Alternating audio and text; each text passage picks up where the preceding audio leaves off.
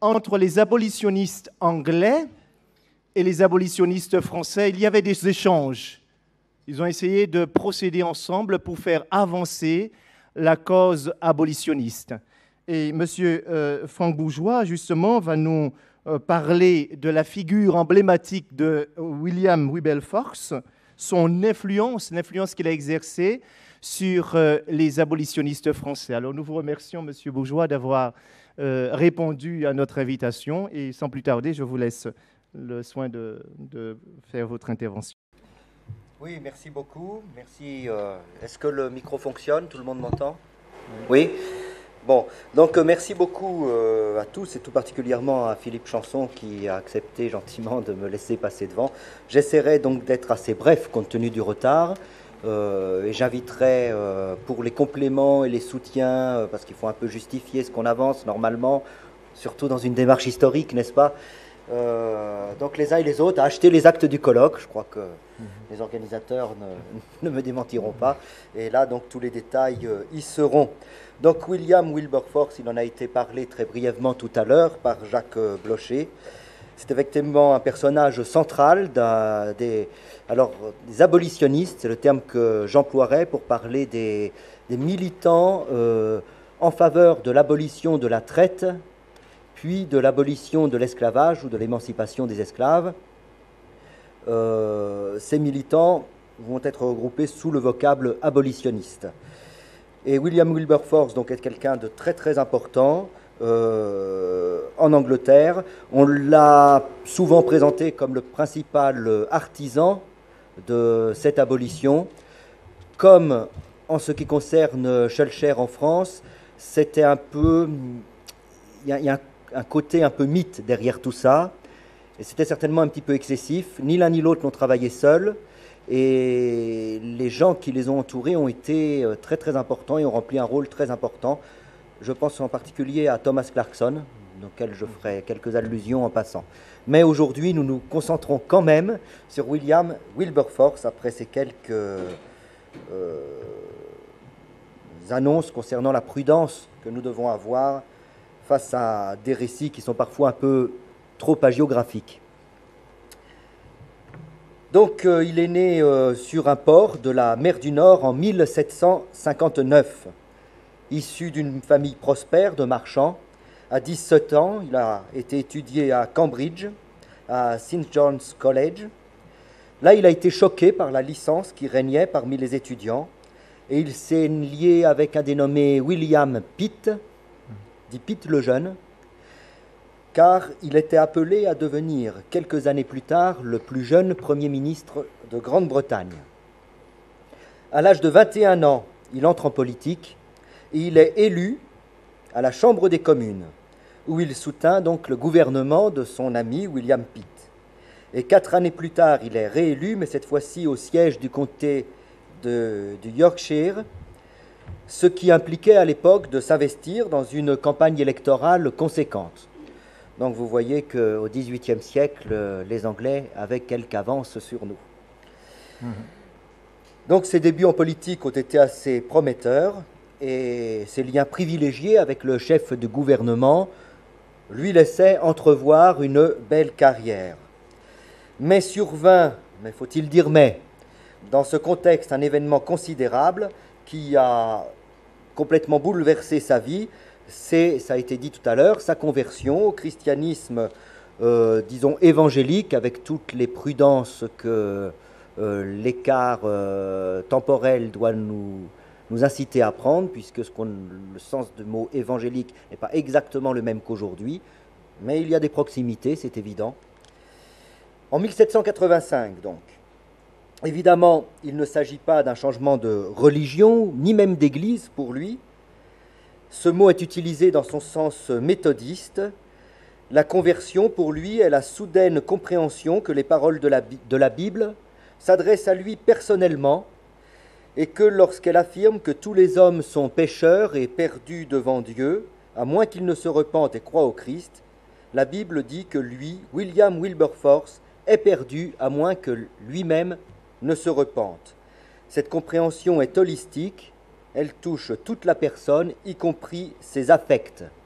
Ainsi, William Wilberforce est profondément chagriné de son état de péché et d'avoir tant tardé à s'en repentir, et lorsqu'il se tourne vers le Christ pour recevoir sa grâce, c'est avec une reconnaissance éperdue et un amour immense.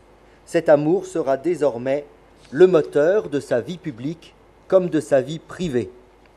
Voilà, pour bien comprendre ce qu'on entend par conversion. Ah, le petit Larsen nécessitait un petit traitement, c'est ça?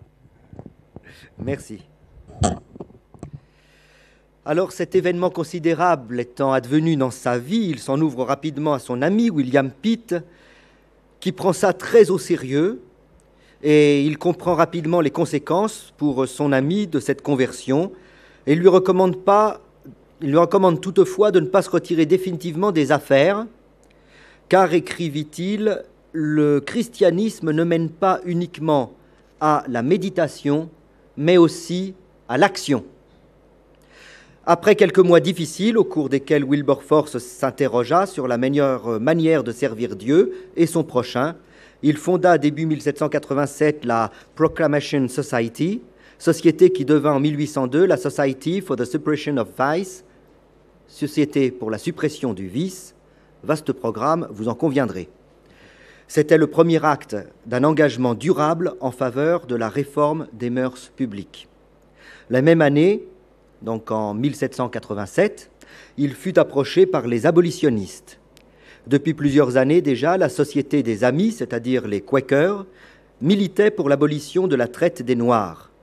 Granville Sharp avait remporté une première victoire juridique et Thomas Clarkson se préparait à parcourir les ports de Grande-Bretagne à la recherche de preuves de l'inhumanité du trafic. Il leur manquait alors un porte-parole au Parlement. Ils se tournèrent naturellement vers ce jeune député, si prometteur politiquement, et soudain converti au christianisme évangélique, vers Wilberforce.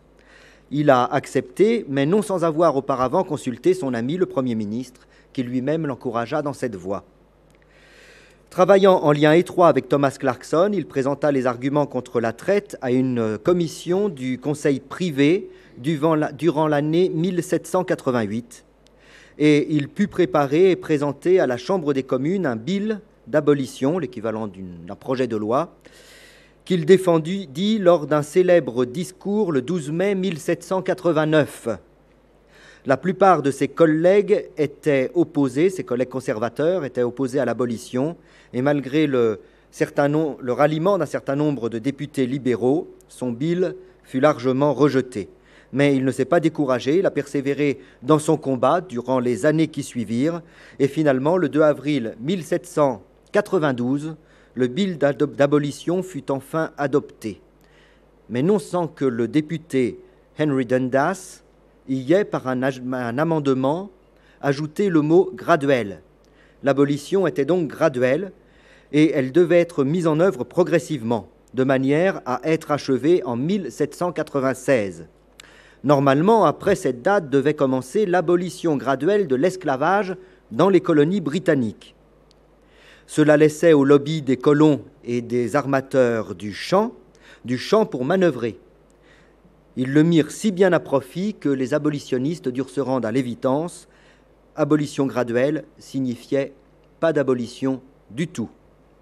Entre-temps, l'atmosphère politique avait changé dans un sens défavorable aux abolitionnistes. La guerre avec la France, la révolte de Saint-Domingue et l'émancipation immédiate arrachée à la jeune République française laissaient planer sur eux, sur les abolitionnistes, un soupçon de jacobinisme, voire même de connivence avec l'ennemi. Wilberforce était d'ailleurs brouillé avec Pitt sur la question de la guerre contre la France en 1794. Il s'est réconcilié finalement avec lui en 1797. Après le coup de Fructidor qui a porté au pouvoir en France les partisans de la guerre. Ainsi, Wilberforce a eu aussi, comme d'autres, sa traversée du désert. D'un optimisme justifié par sa foi, seul, Wilberforce restait persuadé du triomphe de sa cause à long terme. En attendant, il s'investit dans d'autres causes, telles la société biblique ou la société pour l'amélioration de la condition des pauvres. Il s'est marié aussi en mai 1797, ce qui est une bonne cause dans laquelle s'investir. Il publia la même année « A Practical View of the Prevailing Religious System of Professed Christians », un livre qui devait rester populaire tout au long du XIXe siècle. Il fut traduit en 1820 par Benjamin Sigismond Froissart, ancien doyen de la faculté de théologie de Montauban et abolitionniste de la première heure, sous le titre « Le christianisme des gens du monde, mis en opposition avec le véritable christianisme ». Il s'agit essentiellement d'un plaidoyer en faveur de la théologie du réveil, assorti de quelques conseils adressés aux responsables politiques qui veulent exercer leur vocation terrestre en harmonie avec leur vocation céleste. La situation politique changea de nouveau avec l'accession de Napoléon au trône impérial et le rétablissement de l'esclavage dans les colonies françaises en 1802. L'association supposée de l'abolitionnisme avec le jacobinisme fut oubliée et il fut de bon ton de vanter le libéralisme anglais face au despotisme de l'usurpateur. Dès 1804, la Société pour l'abolition de la traite des Noirs se réforma et Wilberforce repartit à l'assaut du Parlement. La campagne battait également son plein dans l'opinion publique. Un changement de majorité porta les libéraux au gouvernement et le 23 février 1807, le Parlement adopta l'Abolition Act qui fut signé par le roi le 25 mars de la même année. Donc la traite était abolie en Grande-Bretagne. Au cours des années qui suivirent, William Wilberforce continua à travailler au contrôle de l'interdiction de la traite britannique, mais aussi à son extension aux autres pays européens. Il reçut notamment Germaine de Staël en 1813. Lors du congrès de Vienne, il adressa à Talleyrand, plénipotentiaire de Louis XVIII, une lettre dans le but, quand je dis une lettre, elle fait quand même 97 pages. La forme littéraire est épistolaire, mais c'est un vrai livre. Donc une lettre dans le but de le convaincre d'interdire la traite aux navires français. Donc on sait qu'au congrès de Vienne, la traite a été abolie en Europe, mais après 1815, considérant les obstacles que le gouvernement mettait à son désir de contrôler plus étroitement les effets de la loi et d'améliorer le sort des esclaves, il reprit sa liberté et il milita ouvertement en faveur de l'émancipation. En 1823, il publie à cette fin « An Appeal to the Religion, Justice and Humanity of the Inhabitants of the British Empire in behalf of the Negro Slaves in the West Indies ». Donc c'est un appel à la religion, la justice et l'humanité des habitants de l'Empire britannique en faveur des esclaves noirs aux Caraïbes, les Indes occidentales. Cette publication coïncidait avec la fondation de la Society for the Mitigation and Gradual Abolition of the Slavery, donc la Société pour l'abolition graduelle de l'esclavage, présidée par Thomas Fowell Buxton, car en raison de son mauvais état de santé, Buxton succédait désormais à Wilberforce comme porte-parole de la cause abolitionniste au Parlement.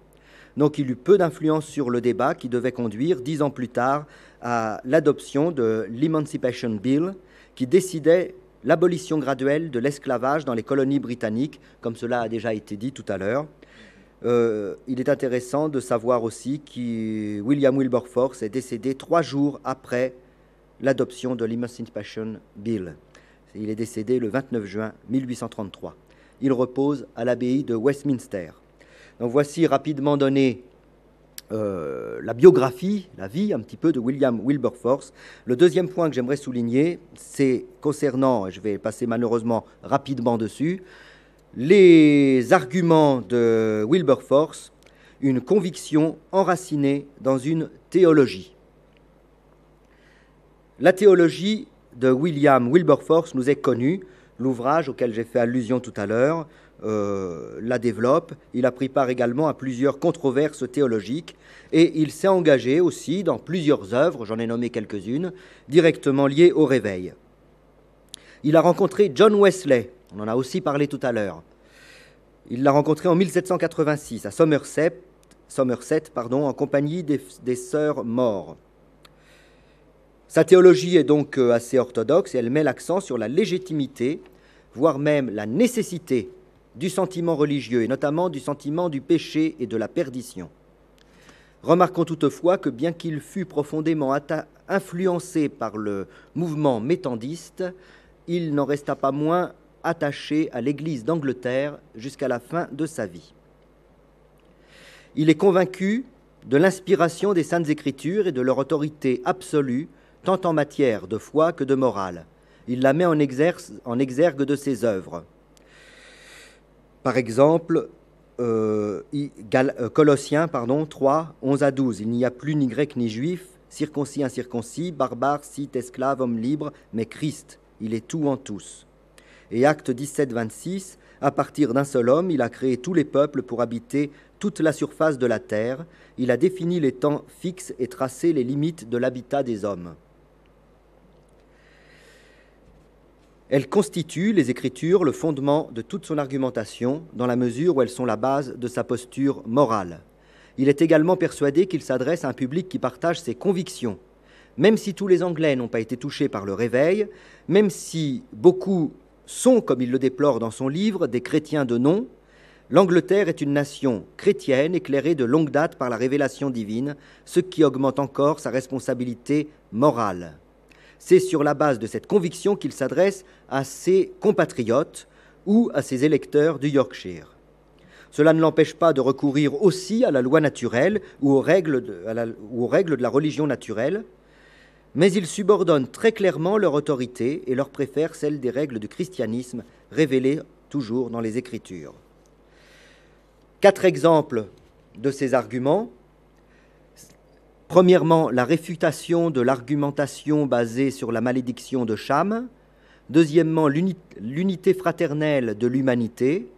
Troisièmement, l'égalité eschatologique, qui est une garantie, plus on essaye d'aller vite, plus on hésite, qui est une garantie de l'égalité ontologique. Et quatrième point, la culpabilité de la nation. Sur la malédiction de Cham, je suis sûr que les uns et les autres avaient entendu parler de cette histoire, fondée donc sur le texte de la Genèse, chapitre 9, le texte biblique où, après le déluge, Noé maudit son fils Cham et en fait l'esclave de ses frères en raison de son comportement durant l'ivresse de son père. L'idée de faire de Cham le père des Noirs, en faisant ainsi les descendants maudits d'un patriarche maudit, une race maudite vouée à l'esclavage, n'était pas une idée neuve. Déjà répandue au XVIe siècle, elle est popularisée au XVIIe par Don Augustin Calmet dans son dictionnaire historique, critique, chronologique, géographique et littéral de la Bible. Il semble que la source première de cette interprétation de la Genèse soit en fait musulmane. Donc je ne donne pas les références, mais elles seront dans la publication. Les abolitionnistes, surtout ceux qui accordaient une grande importance à l'autorité de la Bible, s'attachèrent à réfuter cet argument par des arguments exégétiques et historiques que nous ne développerons pas ici, encore moins vu le temps que nous avons. Dans ce domaine, Wilberforce est grandement redevable à Clarkson, qui s'est lui-même aussi beaucoup inspiré de l'abbé Raynal, histoire philosophique et politique des établissements des Européens dans les deux Indes. Là encore, on voit cet aller-retour entre la France et l'Angleterre dans l'argumentaire abolitionniste. La fraternité, c'est très important. C'est l'argument fondateur selon lequel tous, noirs ou blancs, sont issus de mêmes parents. Il se trouve chez tous les abolitionnistes, catholiques ou protestants, qui revendiquent leur foi chrétienne. Thomas Clarkson l'a largement réputé et lui aussi cite Acte 17, 26.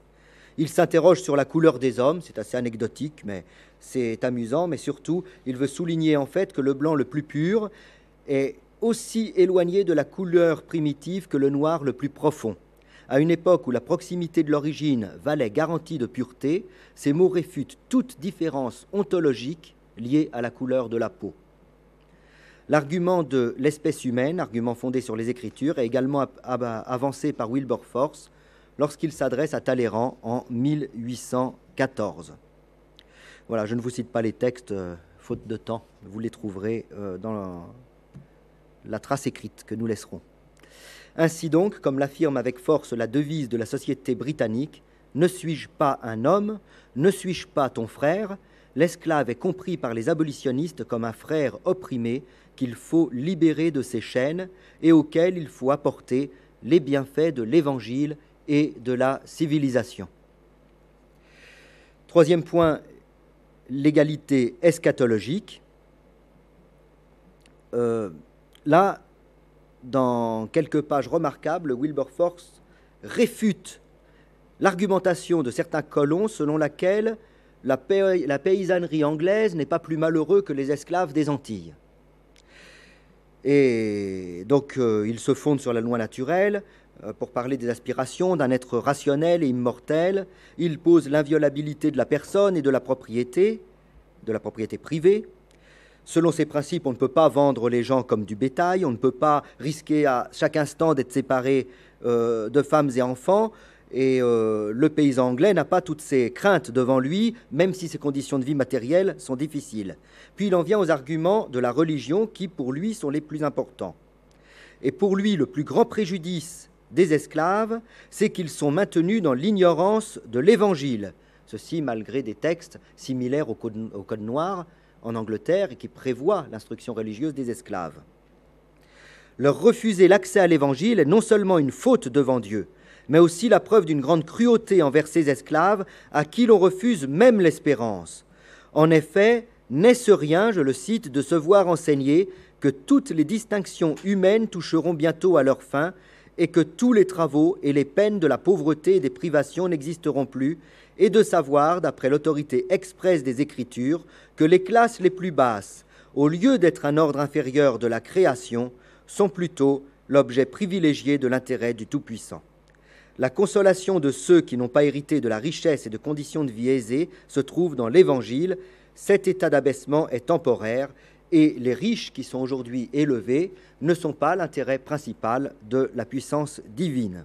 Il y a donc là non seulement l'affirmation de l'égalité ontologique entre les esclaves noirs et les maîtres blancs, mais aussi la relativisation de leurs positions respectives et l'affirmation très nette de leur égale dignité devant Dieu.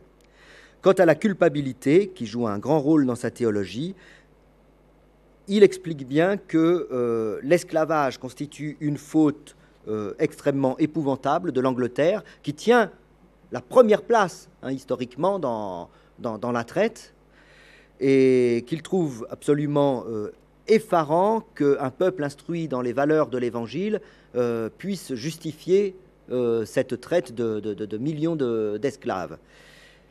Il ajoute que maintenant que les cruautés de l'esclavage ont été révélées, sous-entendu par les abolitionnistes, la culpabilité n'en est que plus forte, et que pour le salut même de l'Empire, il convient de mettre fin à la traite le plus vite possible, car jamais Dieu ne pourra laisser perdurer cette situation sans châtier gravement l'Angleterre. Il y a donc là une rhétorique de la culpabilité, et également, viendra après, une rhétorique de la réparation, cela a été dit tout à l'heure, qui servira aussi dans l'argumentation visant à la colonisation de l'Afrique. Je ne m'étends pas dessus, nous en avons parlé rapidement. Quant au lien, troisièmement, avec les abolitionnistes français, je n'en dirai que deux mots, puisque je pense que les choses seront à nouveau abordées par Jean-François Zorn, qui parlera demain du côté français. Il est clair que tout le temps, dans les deux gros moments de la militance abolitionniste française, c'est-à-dire au moment de la Révolution, puis au moment de la Restauration, sachant que sous l'Empire, les circonstances ne sont absolument pas propices, dans ces deux temps-là, les abolitionnistes sont très proches des Anglais et les protestants sont surreprésentés par rapport à ce qu'ils sont en réalité dans la société française, dans les comités abolitionnistes. Donc là, je ne vais pas développer, mais il y a tout un travail de réflexion à faire là-dessus et sur ces relations. J'ai parlé de Germaine de Staël, la fille de Necker. Elle a offert ses services en 1813 à Wilberforce, et donc en 1813, et elle l'a informé de son désir de participer à la lutte contre la traite. Tout d'abord, Wilberforce a été sceptique. Vous savez, Germaine de Staël, ce n'était pas le modèle de la puritaine anglaise, c'était tout à fait autre chose. Et puis finalement, il s'est laissé convaincre et lui a demandé de diffuser la littérature anti-esclavagiste en France. Albertine, sa fille, a traduit la même année sa lettre sur l'abolition du commerce des esclaves qu'il avait lui-même adressée à ses électeurs en 1807.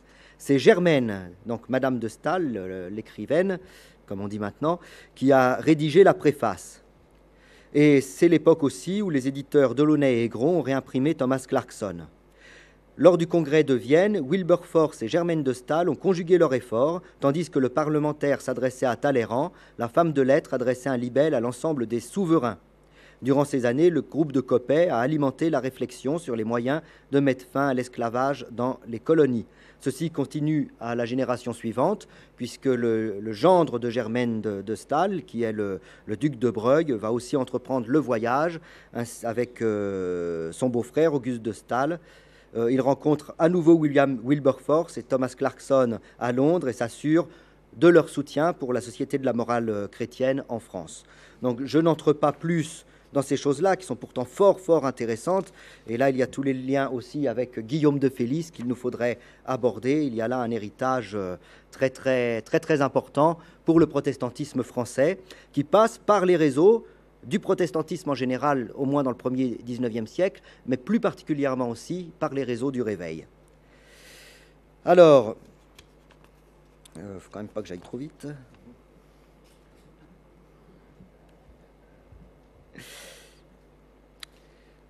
En conclusion, je conclus tout de suite. L'examen des arguments de l'un des ténors de la lutte anti-esclavagiste en Angleterre, leur enracinement dans une théologie typiquement protestante, l'influence de ces militants anglais sur les abolitionnistes français, puis enfin la surreprésentation des protestants dans les sociétés abolitionnistes français, tout cela nous donne à penser que l'influence de la conviction religieuse dans la lutte contre l'esclavage en France doit être revisitée. Il ne s'agit pas, bien entendu, de mésestimer l'importance des Lumières ou de la libre pensée, ni même celle de quelques grands noms issus du catholicisme, comme l'abbé Grégoire, qui ont su précéder les prises de position de la papauté. Non plus que le rôle des esclaves eux-mêmes, comme ça a été évoqué, dans leur propre libération. Il nous paraît cependant nécessaire de resituer ce phénomène dans sa complexité, en réévaluant les apports des idéologies en présence et leur coopération occasionnelle ou plus durable dans ce combat pour la dignité des hommes de couleur. Cette interrogation s'inscrit dans une problématique plus large qui relève de l'histoire des mentalités. Comment, après avoir, durant des siècles, considéré l'esclavage comme un phénomène social normal, des Européens ont-ils été amenés à estimer qu'il s'agissait d'un mal profond, d'un crime, auquel il fallait mettre fin dans les plus brefs délais? Ça nous paraît évident à nous, mais ça ne l'était pas à ce moment-là. Comme l'affirme David Bryan Davis, il s'agit d'une profonde révolution des mentalités, et notamment des sensibilités religieuses.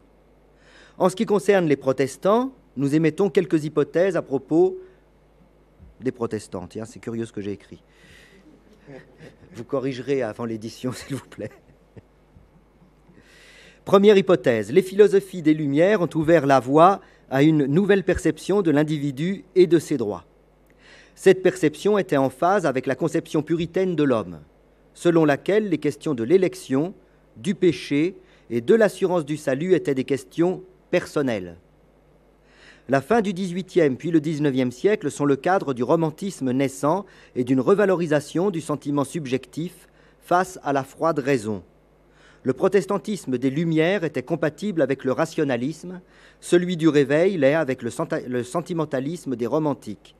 On assiste ainsi à une oscillation des arguments abolitionnistes entre les raisons objectives et la juste compassion due aux frères souffrant sous un joug injuste. Le protestantisme accompagne l'évolution des sensibilités et il apporte l'argumentaire religieux. Troisièmement, les groupes religieux, faibles, exclus et parfois persécutés, furent en pointe dans la lutte anti-esclavagiste. Tant les réflexions sur les droits des minorités que l'identification à un groupe souffrant injustement semblent avoir favorisé leur prise de conscience. À ce titre, les dissidents religieux anglais, tels les Quakers, comme les jansénistes, par exemple l'abbé Grégoire, ou les protestants français, étaient susceptibles de se mobiliser en faveur des esclaves. Je vous remercie et je vous prie d'excuser le rythme un peu rapide.